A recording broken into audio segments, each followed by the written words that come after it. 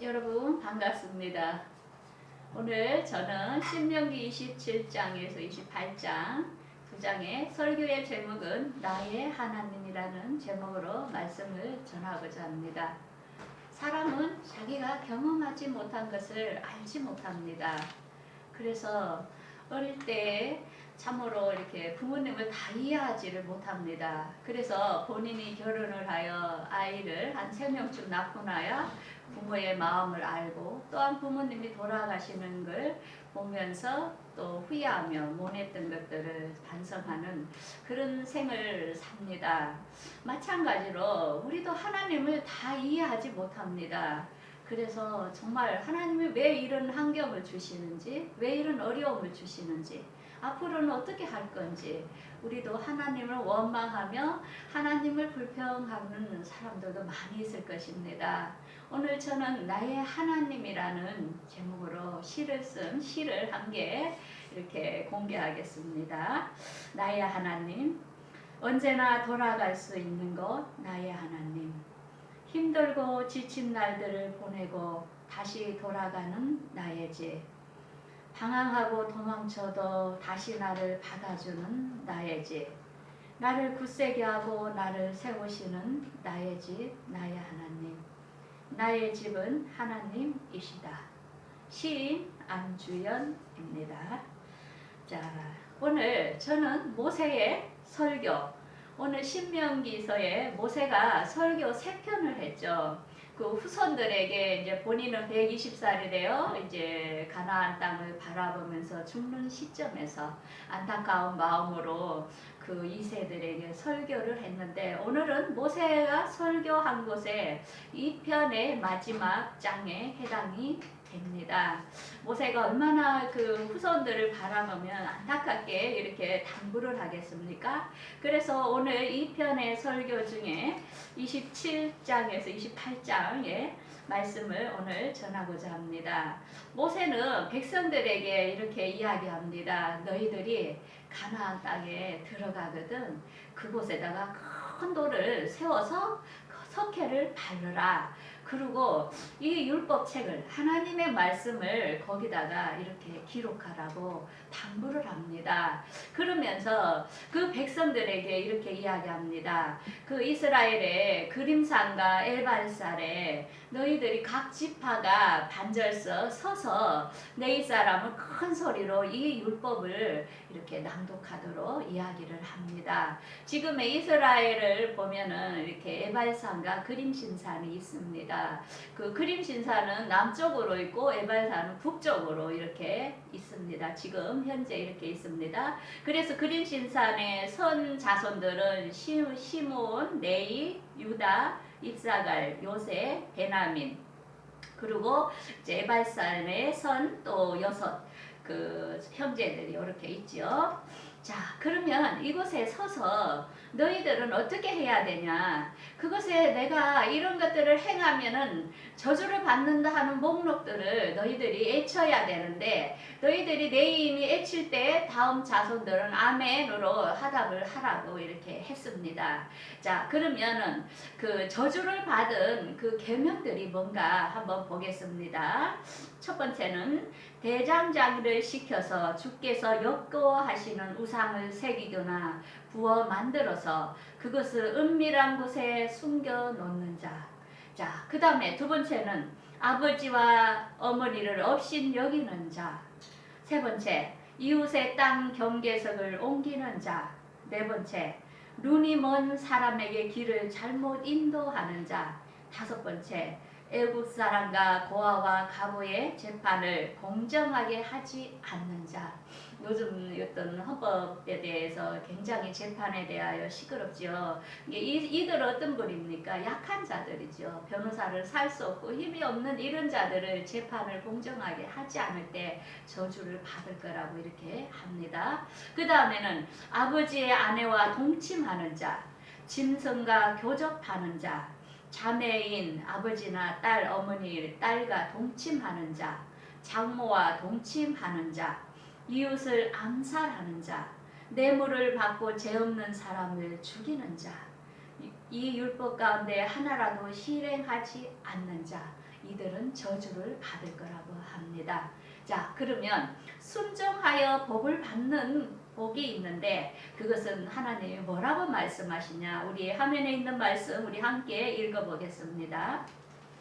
내가 내 하나님 여호와의 말씀을 삼가 듣고 내가 오늘 내게 명령하는 그의 모든 명령을 지켜 행하며 내 하나님 여호와께서 너를 세계 모든 민족 위에 뛰어나게 하실 것이라. 자, 계명과 명령을 다 지켜 행하면은 세계 모든 민족 위에 뛰어나게 하신다는 것입니다. 그러면서 받을 복을 이야기하고 있는데 첫 번째가 여호와의 말씀을 청종하면 복이 임하며, 자, 우리는 청종하는 것이 가장 힘이 듭니다. 그래서 상담을 하는 사람 보면 상대의 말을 이렇게 들어준다는 것이 얼마나 힘든지 모릅니다. 마찬가지입니다.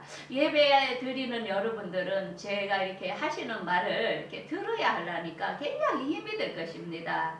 그래서 이 청종이라는 것은 상대의 말을 듣는 건데 이 청종을 잘하는 사람은 지혜의 최고라 하지요. 그 정도로 솔로몬 왕도 하나님께 기도할 때 뭐라 했습니까? 내가 듣는 귀를 주려고, 듣는 마음을 주려고 기도한 것처럼 청종이라는 것이 그 말이 어렵고 또한 지혜로운 자만이 할 수 있는 것이라는 것입니다.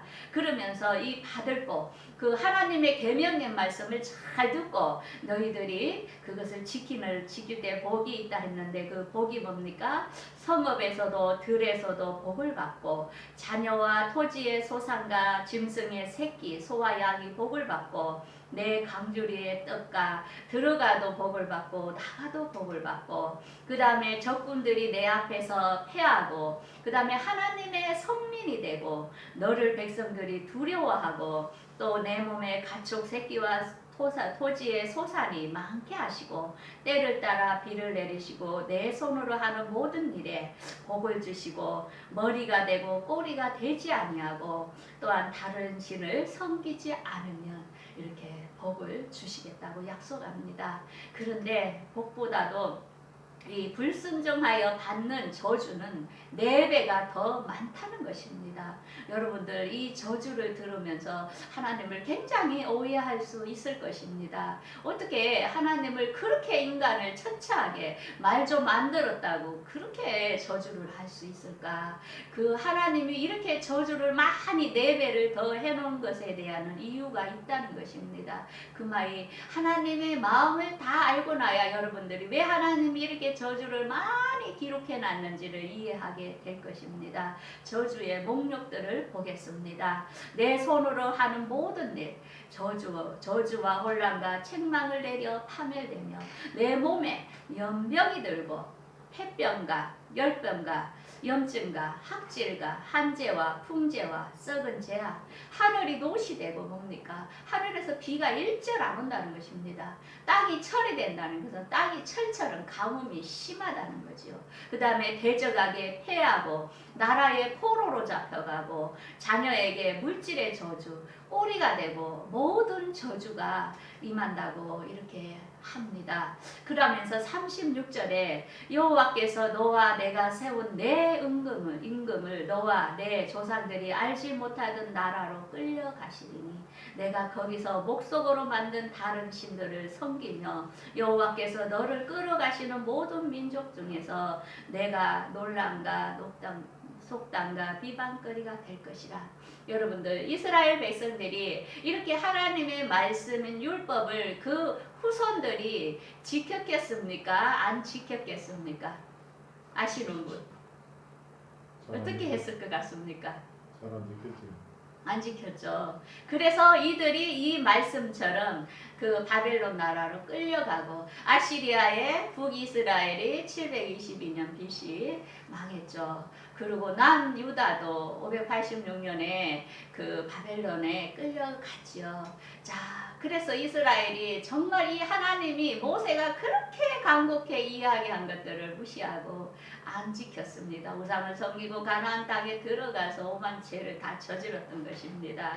그래서 이스라엘의 역사를 우리가 보면은 그 주전 605년에 누부갈네살 바벨론 왕이었습니다. 이때에 그 꿈을 꿨어요. 이 왕이. 그래서 이 꿈을 그때의 다니엘이 총리로 있을 때에 이 꿈을 그 해석을 해줬는데 그 꿈이 어떤 꿈이었냐면은 이렇게 신상을 보여줬는데 그게 보면은 금, 그 다음에 은, 그 노, 이렇게 밑에 철, 그 다음에 철과 진흙으로 섞인 이렇게 신상을 보여줬습니다. 이것은 무엇을 예표했냐 하면은 그 머리는 바벨론을 얘기했습니다. 바벨론이 그 다음에 페르시아한테 망하고 그 다음에 페르시아가 그리스에 망했죠. 그 다음에 그리스가 로마에 망하고 지금은 열국이 유럽이 전 세계로 이렇게 조금 흩어져 있는 상태지요. 그래서 이렇게 이스라엘의 그 후손들이 너희들이 이런 나라들에게 억압을 당하고 망하게 될 것을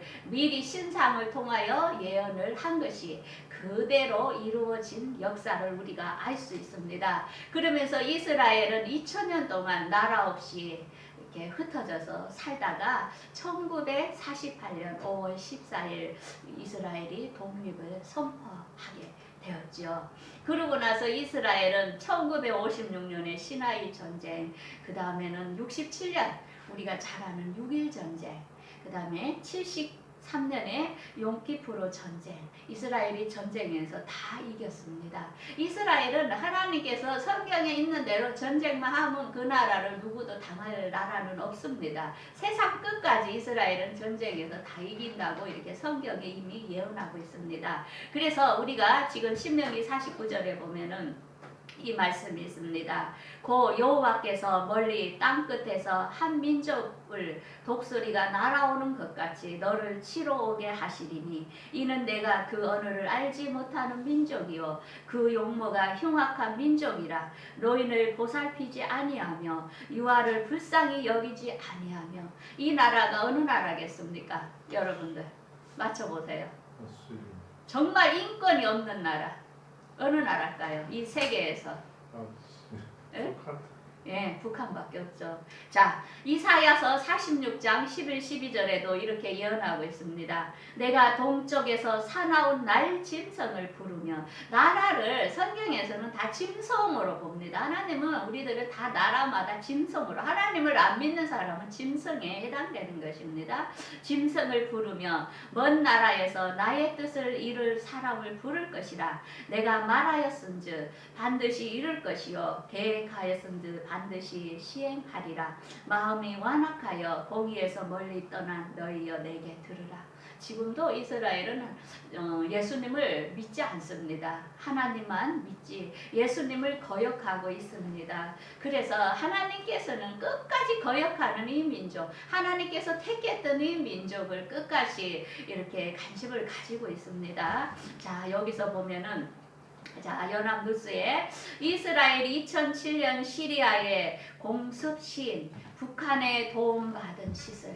자, 우리는 북한이 이스라엘하고 무슨 원수가 졌다고 그 이스라엘을 그렇게 괴롭히냐 이해를 못했죠. 그런데 북한이 이렇게 정말로 이스라엘에 엄청난 만행을 저지르고 있다는 것입니다. 북한이 이스라엘의 그림 및 전쟁 역사를 보면은 1919년에 이스라엘 시리아 군사기지 폭격할 때에 북한의 과학자가 있었죠. 2007년 이스라엘의 모사드가 시리아 원전협회에 있을 때에 이렇게 북한의 과학자 정치부가 이렇게 같이 찍은 사진을 있고, 그 다음에 이스라엘이 시리아에 이렇게 할 때 이게 이스라엘이 그 북한이 계속 그 이스라엘 주변국들에게 이란부터 시작해서 핵이라든지 땅굴 파는 거라든지 오만 것을 가르쳐주고 협력함으로 이스라엘을 괴롭힌다는 것입니다. 그래서 2004년에 북한 용천역 폭발 사건, 우리 150명 사망하는 사건을 봤죠.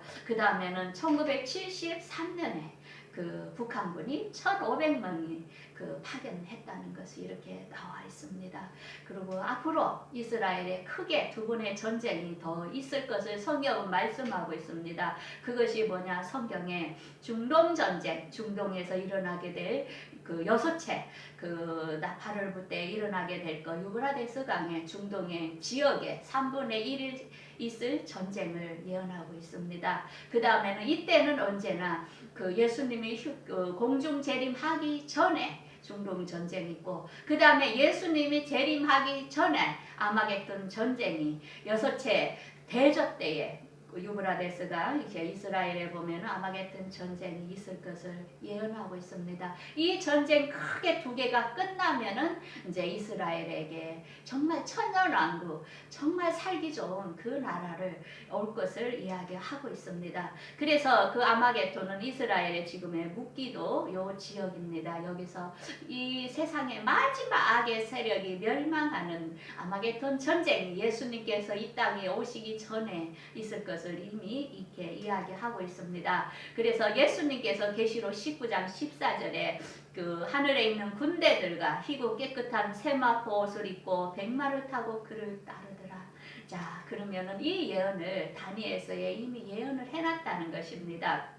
다니엘에게 그때에 이렇게 이미 이야기를 해줬죠. 이 다음에 그때에 내 민족을 호위하며 큰 군주 미가엘이 일어날 것이요 또 환란이 있으리니 이는 개국 이래로 그때까지 없던 환란이 있을 것이며 그때에 내 백성 중에 책에 기록된 모든 자가 구원을 얻을 것이라. 이것은 어떤 전쟁입니까? 마태복음 24장에도 동일하게 나오고 있는데 중동 전쟁을 이야기하고 있습니다. 이 중동 전쟁은 기간이 많지 않다는 것입니다. 왜? 이 기간에 너무 많은 사람이 죽기 때문에 너무 다 죽으면은 다시 하나님께서 계획할 구원할 사람들이 없기 때문에 이 날을 감할 거라고 얘기하고 있습니다. 그러면서 다니엘에게 땅의 티끌 가운데서 서는 자 중에 많은 사람이 깨어나 영생을 받을 자도 있고 수치로 당하여 영원히 부끄러움을 당할 자도 있을 것이며, 이건 뭡니까? 공중 휴거 때에 죽은 자들이 먼저 일어나는데 그때에 일어날 사람이 휴거될 사람이 있고 안 될 사람이 있다는 것을 이미 구별을 해놨습니다. 그러면서 다니엘에게 뭐라 합니까? 너는 가서 마지막 때를 기다리라. 내가 편안히 쉬다가 땅 끝날에 내 목을 누리리라. 이건 뭡니까? 다니엘이 이제는 천년 왕국 때에 다니엘이 한몫할 것을 이렇게 이미 예언을 다니엘서에 이야기를 하고 있다는 것입니다. 성경은 없는 것을 절대로 하지 않고 하나님께서는 약속한 것을 분명히 이룬다는 사실을 볼 때에 우리는 하나님이 어떤 분이라는 것을 성경을 통하여 알 수 있는 것입니다. 자, 그러면 이스라엘 민족들은 앞으로 이렇게 될 것이라는 것을 우리가 알고 있지만, 그러면 우리는 어떻게 될 것인가? 우리는 이방인입니다. 이스라엘 백성들이 예수님을 거역함으로 우리 이방인들에게 구원의 문을 하나님께서 주셨지요. 그래서 2000년간 이방인들이 구원받는 그런 날들이 있었는데 이제는 구원의 문이 이제 닫혀져 가고 있다는 것입니다. 왜? 하나님의 시간표가 이제는 끝이 향하여 가고 있다는 것입니다. 우리도 원래는 뭡니까? 허물과 죄로 죽었던 우리입니다. 그러면서도 우리도 이 세상 풍속을 따르고 공중에 권세 잡은 자가 뭡니까? 사탄들의 무리들을 따르면서 우리도 살던 우리들의 모습이라는 것입니다. 그러면서 우리도 육체의 욕심 따라 육체가 원하는 대로 모든 일을 하고 본질상 우리도 진노의 자녀라는 것입니다. 지금도 하나님을 모르는 사람들은 이렇게 살아가고 있죠. 이 세상에서 즐기고 잘 먹고 잘 살고 육체가 원하는 대로 마음 쾌락을 누리며 많은 죄를 저지르면서 살아가고 있는 모든 사람들의 모습이라는 것입니다. 그런데 하나님께서 긍휼이 풍성하신 하나님이 우리를 사랑하사 우리를 어떻게 했습니까?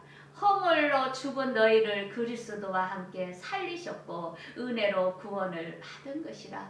우리가 하나님을 믿게 되고 예수 그리스도를 믿게 된 건 은혜라는 것입니다. 내가 어떤 구원받을 만한 어떤 선행과 모든 공로를 행한 것은 없지만 하나님의 은혜로 믿음으로 단지 우리가 예수님을 믿음으로 구원을 받았으니 이것은 너희에게서 난 것이 아니요 하나님의 선물이라. 너희들의 행위가 아니라 누구든지 자랑하지 못하리라 합니다. 왜? 기독교인들이 얼마나 인격적으로 나쁜 사람들이 많습니까? 많은 사람들이 인격을 내놓으라 하면 진짜 완벽한 사람이 없습니다. 왜? 하나님께서는 인격을 보고 구원한 게 아니라는 것입니다.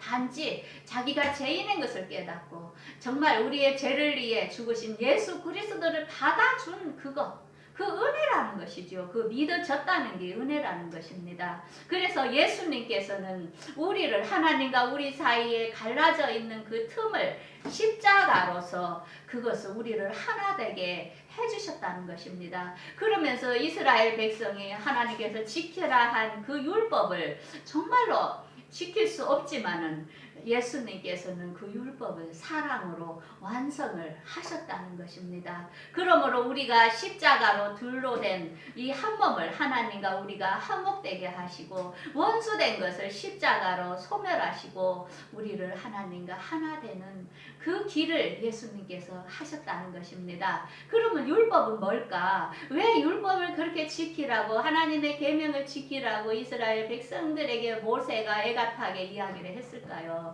율법이 없으면은 죄를 알지 못하기 때문이라는 것입니다. 그래서 율법은 죄를 알기 위해서 이렇게 하나님께서 율법을 주셨다는 것입니다. 그래서 예수를 받아들이고 예수를 믿는 자에게는 결코 정죄함이 없나니 예수 안에 있는 생명의 성령의 법이 죄와 사망에서 너를 해방하였습니다. 해방하였다고 이렇게 얘기합니다. 그래서 육신에 있는 자들은 하나님을 기쁘시게 할 수 없다는 것입니다. 자, 그러면 우리가 예수 그리스도를 마음속에 영접할 때에 그때에 하나님의 영이 우리 안에 들어오심으로 우리는 정말로 하나님을 아바 아버지라고 부르며 또한 우리 안에 하나님의 영, 예수 그리스도의 영, 성령의 영이 없을 때는 우리가 하나님의 자녀가 아니라는 것입니다.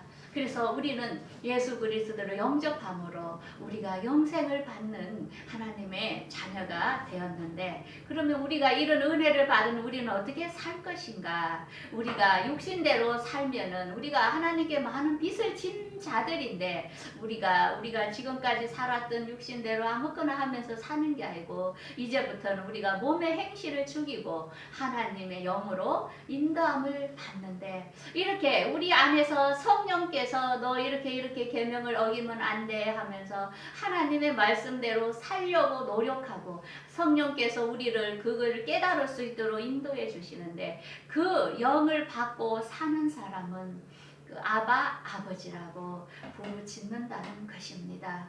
여러분 과연 하나님을 아바 아버지라고 부르면서 하나님의 말씀을 내 맘대로 거역하고 무시하고 이렇게 살고 있지는 않습니까? 여러분들이 과연 내가 하나님의 영에 속해 있는지 마귀를 더욱 따라가고 있는지 여러분들이 더 잘 알 것이라는 것입니다. 하나님을 믿는 사람은 하나님의 말씀대로 살아가도록 되어 있다는 것입니다. 그래서 하나님의 성령으로 인도함을 받는 자 그들이 휴거를 될 것인데 지금도 그냥 성경을 문자 그대로 그냥 또 믿지도 않고 그냥 교회만 가면은 구원받는 걸로 착각하면서 사는 사람들이 많은데 이들은 휴고가 되지 못하고 한란기로 들어가게 된다는 것입니다. 자, 그러면 하나님을 아바 아버지라 부르고 성령의 인도 따라 하나님의 말씀대로 살아가는 자에게는 어떤 축복이 있느냐?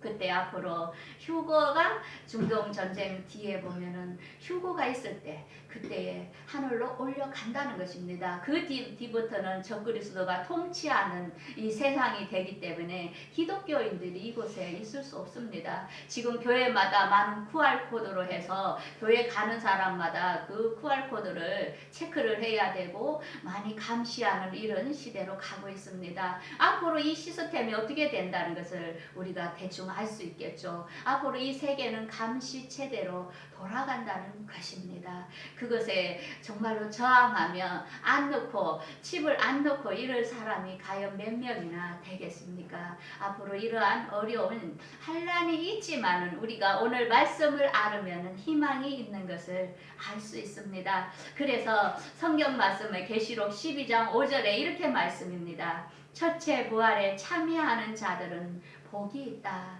자, 1000년 동안 제사장 되어 그리스도와 왕노를 하는데 이 고비가 떠나면은 앞으로 정말로 예수님 재림하시어 그곳에서 우리가 함께 예수님과 함께 거한다는 것입니다. 자, 오늘 말씀을 정리를 해보겠습니다. 하나님의 계명은 순종과 불순종의 결과를 통하여 우리는 하나님의 마음을 알아야 합니다. 왜 이렇게 저주를 많이 해놨느냐? 그것은 뭐냐? 우리가 하나님을 계명을 지켜서 순결하게 살 때 그 뒤에 어떤 혜택이 주어진다는 하나님의 마음이 있다는 것입니다. 그래서 하나님께서는 본인이 말씀하신 바를 다 실행한다는 것을 우리가 알아야 되고, 또한 하나님의 자녀는 영원한 나라를 예비하고 계신다는 것에 소망을 가져야 합니다. 그러면서 하나님께서는 우리에게 또한 기회를 줍니다. 너희들이 잘못했을지라도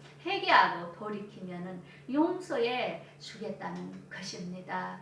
그래서 하나님은, 하나님의 마음은 어떤 마음이냐? 너희가 아들인고로 하나님의 그 아들의 영을 우리 마음 가운데 보내사 아바 아버지라 부르게 하셨느니라. 여러분, 하나님, 이 우주를 만든 하나님을 아빠 아버지라고 부르라 합니다. 여러분들 이렇게 가깝게 부르고 있습니까? 아니면 하나님은 너무나 멀리 있는 사람으로 부르고 있습니까? 이 하나님의 마음, 하나님의 계획이 있는데 그게 뭐냐?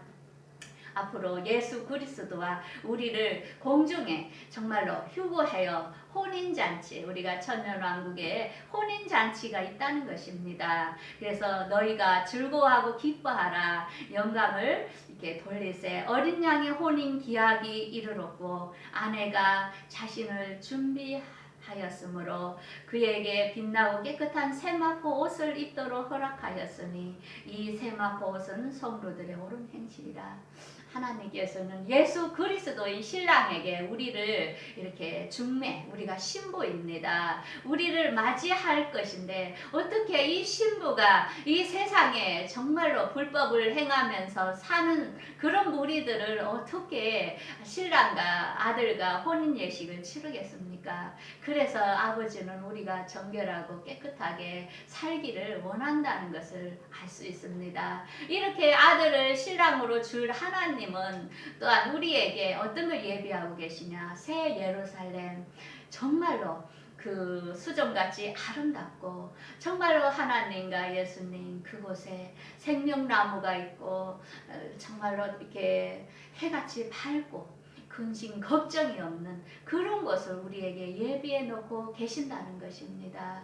그래서 이곳에 아무나 들어갈 수 없다는 것이죠. 예수 그리스도를 믿음으로 온 죄악을 씻고 그 다음에 하나님의 계명의 말씀에 순종하며 살고자 원하는 자들에게 이 영광이 있기에 여러분들에게 이 저주의 말씀을 많이 이야기한 것은 깨끗하게 살으라는 것입니다. 자, 우리 화면의 말씀 함께 보겠습니다. 자기 두루마기를 빠는 자들은 복이 있으니 이는 그들이 생명나무에 나아가며 문들을 통하여 성에 들어갈 권세를 받으려 함이로다.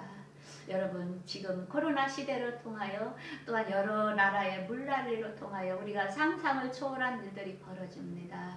이 모든 것들 앞으로 많은 재난들이 닥쳐올 것입니다. 그렇지만 우리가 앞으로 끝을 알고 있다면 이것들은 지나가야 되는 과정이기에 우리는 이 땅을 주관하는 하나님을 아버지라 부르기 때문에 겁을 낼 필요가 없다는 것입니다. 하나님의 말씀에 더욱더 그런가하여 더 묵상하며 여러분들이 정결한 삶을 사는 자에게는 죽음이 언제 올지라도 걱정이 없습니다. 우리가 당장 죽게 된다 해도 우리가 낙원으로 가서 주께 기다리고 있고, 이 시간이 7년 대환란의 기간이 끝나고 나면은 천년왕국이 이루어지고, 천년이 지나면 새 예루살렘 하나님께서 우리를 위하여 준비하고 계신다는 것입니다. 여러분들, 이 엄청난 특권을, 또한 이 엄청난 특권을 듣게 되는 여러분들은 행복자며 복 있는 자입니다.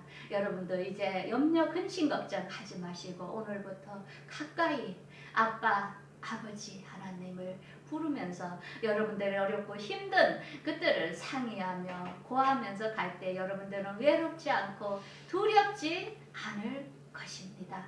여러분들 행복하시기를 바라겠습니다. 다 함께 기도하겠습니다.